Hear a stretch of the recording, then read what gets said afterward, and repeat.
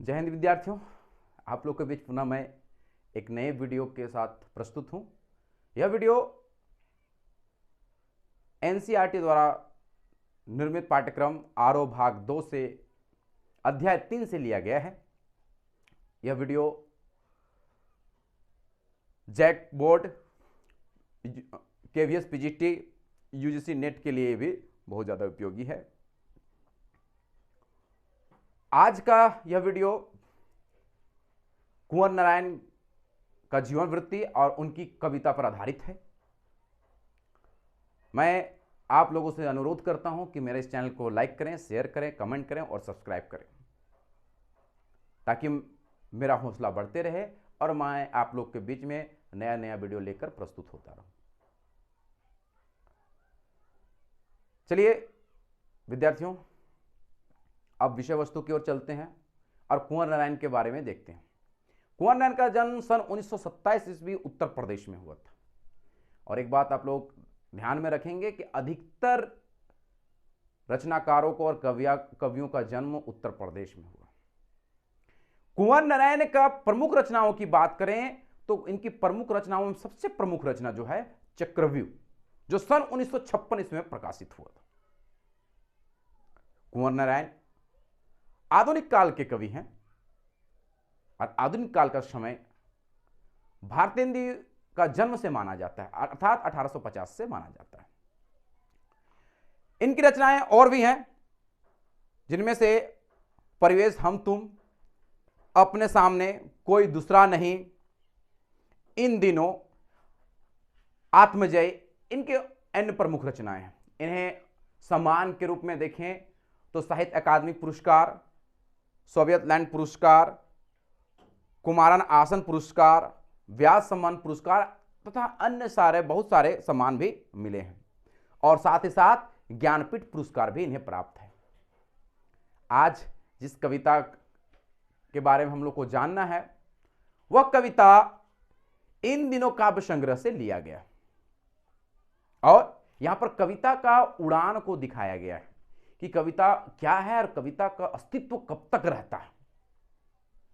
कवि बहुत चीजों का वर्णन करते हुए, तुलनात्मक अध्ययन करते हुए दिखाए हैं कि बाकी वस्तुएं जो हैं, बाकी चीजें जो हैं, कुछ पल के लिए, कुछ क्षण के लिए होते हैं, लेकिन कविता आजीवन भर के लिए, वो कभी ना समाप्त होने वाली वस्तु है ना कभी खत्म होने वाली चीज।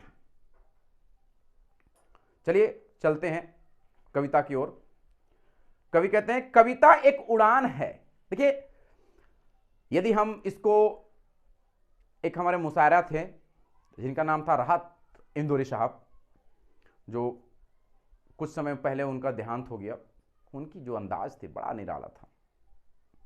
यदि उस अंदाज में देखें तो इस प्रकार से कि कविता एक उड़ान है चिड़िया के बहाने, कविता एक उड़ान है चिड़िया के बहाने, चिड़िया का उड़ान भला कविता क्या जाने, इस घर उस घर बाहर भीतर सब घर, इस घर उस घर बाहर भीतर कविता का पंख लगा माने, कविता का पंख लगा उड़ने को माने, भला चिड़िया क्या जाने। कवि यहां पर बड़ा ही व्यंग्यात्मक दृष्टि से दिखाने का प्रयास किए हैं, प्रकृति दृष्टि से दिखाने का प्रयास किए हैं कि कविता जो है और चिड़िया की यदि तुलना करें तो चिड़िया का उड़ान एक सीमित दूरी तक होता है।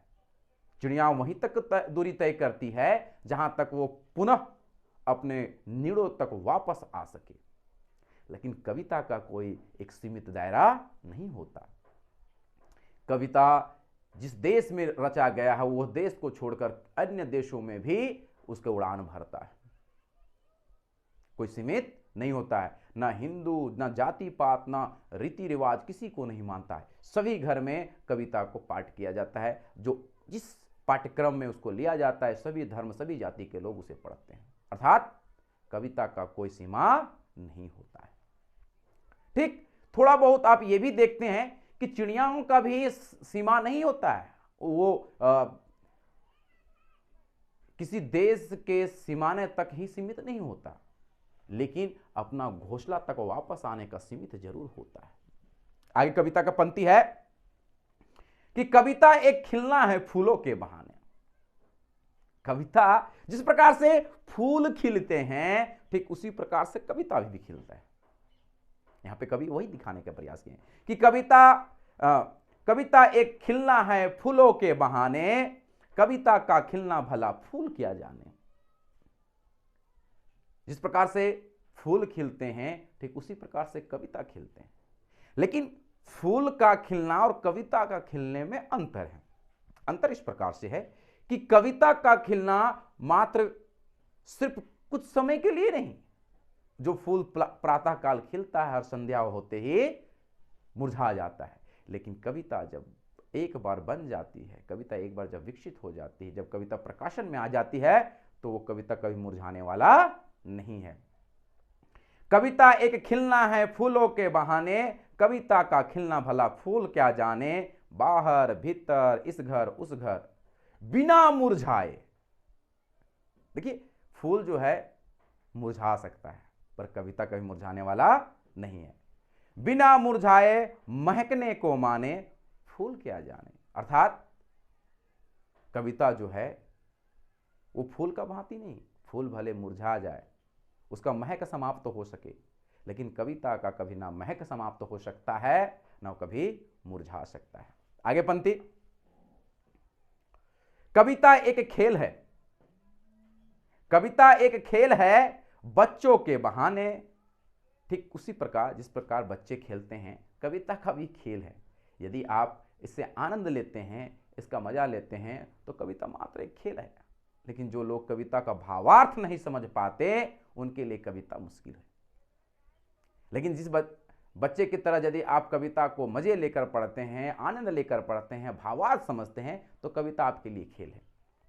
कविता एक खेल है बच्चों के बहाने, बाहर भीतर यह घर वह घर सब घर एक कर देने को माने। बच्चा ही जाने। जैसा एक छोटा बच्चा, अबोध बच्चा किसी जाति, किसी धर्म, किसी परिवेश को नहीं मानता, ठीक उसी प्रकार कविता भी किसी जाति, धर्म, किसी को सब घर एक कर देता है। वो किसी बंधन में नहीं रहता। आज की यह जो कविता थी, यह संपूर्ण रूप से समाप्त हो चुका है।